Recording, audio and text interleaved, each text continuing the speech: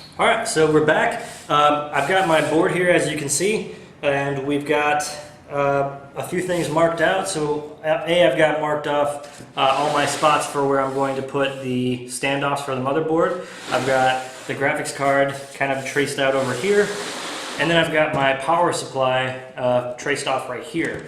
And what I'm going to do is I'm going to put another hole in right here, and that's going to serve as the exhaust, or really the intake for the power supply. Now I'm not going to find an exact center point. I'm just going to kind of eyeball this one because it doesn't have to be perfect. The fan's going to be a little bit bigger than the hole anyway. So as long as we're in the ballpark, we should be good to go.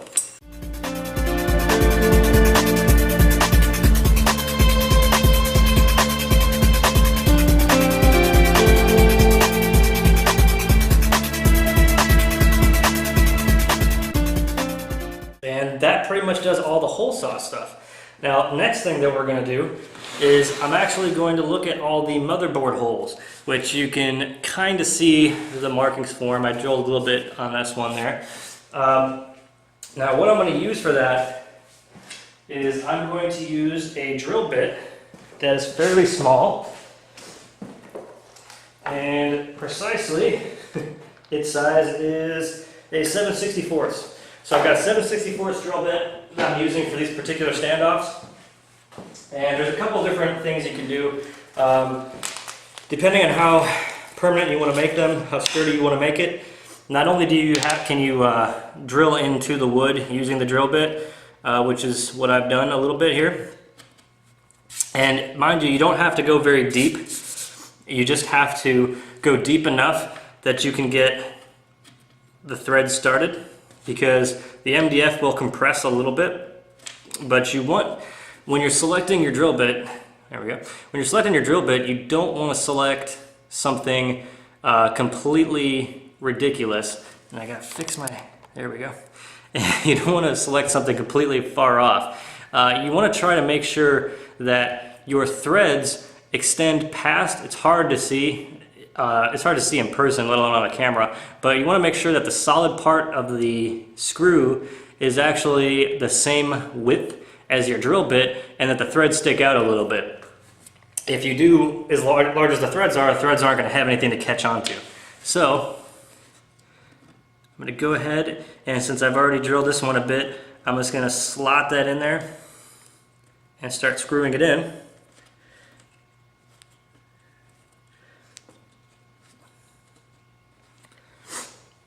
And once you get a good ways of the way in, you'll probably need to use a tool of some sort. And my tool of choice for this particular thing is going to just be some pliers. And I'm just going to put them on there and screw it down.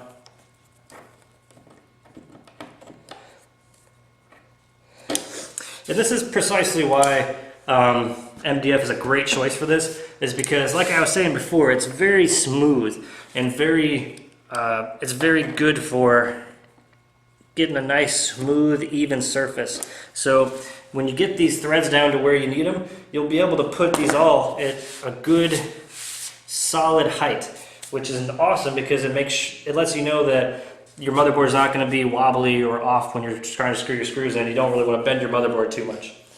They are a bit flexible, but don't try to bend them too much. Now I'm going to go ahead and do the rest of the drilling of the holes.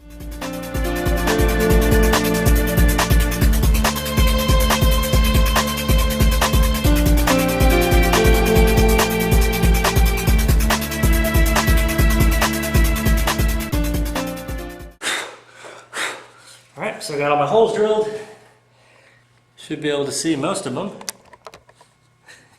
Alright, and now I'm just going to put standoffs in all the holes.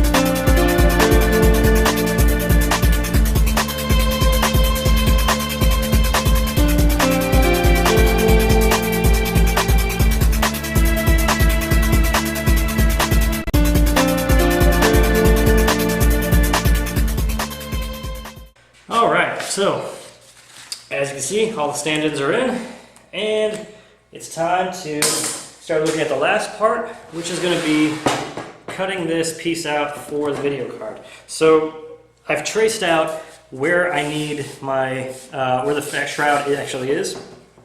And now what I'm going to do based on that is I'm going to cut out about, let's say about ½ an inch probably from all sides. So for that, I'm going to need to pull out my pencil and my square. All right, so as you can see, I've got some of my stand-ins in here. All the stand-ins are actually, standoffs are actually all here. And now I just need to take a look at the video card here. And what I'm going to do is I'm going to go about 1 inch in from all sides.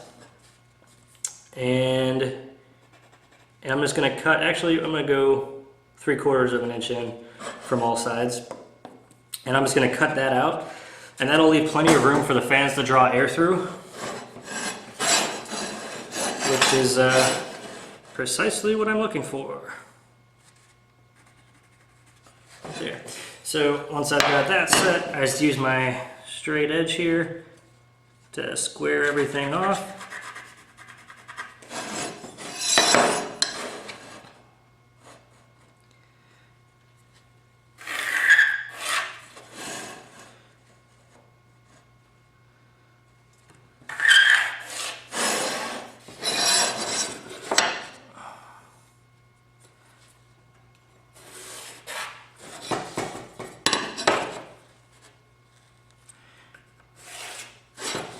Alright.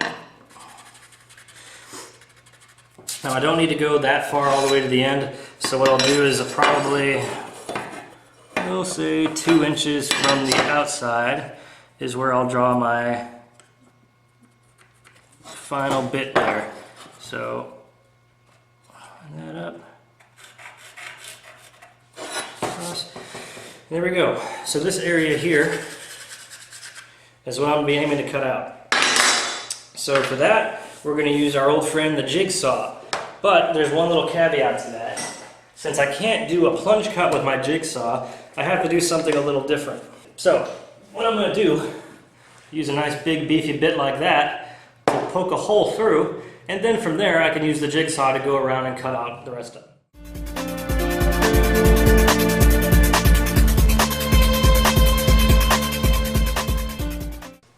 Bear in mind, with all this dust flying around, you don't want all your other parts out here still. So I've taken all my stuff inside before I started doing more actual work. So everything's back inside safely outside of the range of all the dust and debris. Alright, so now that I got my hole cut, it's a fairly simple procedure. Jigsaw goes in the hole, and then I'm just going to go out to the sides, and I'm going to cut those out, and then we'll have our nice little area. Make sure you set your jigsaw for whatever kind of material you're using, and away we go.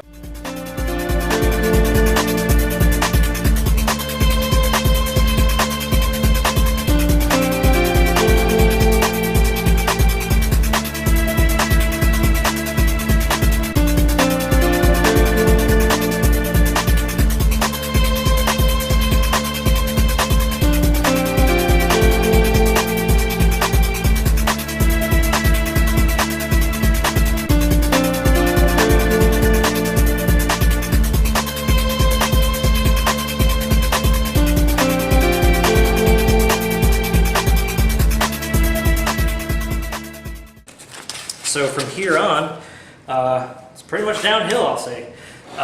We've got this whole board pretty good. I would say that's looking real sharp right there. That's looking like a thing of beauty. All right, so that being done, I'll see you next time when we will go ahead and I will start attaching all of the other bits and pieces, such as the side rails. I'll show you how the pocket holes are done, and we'll start screwing and gluing those in. Starting to paint and sealing. Love that part.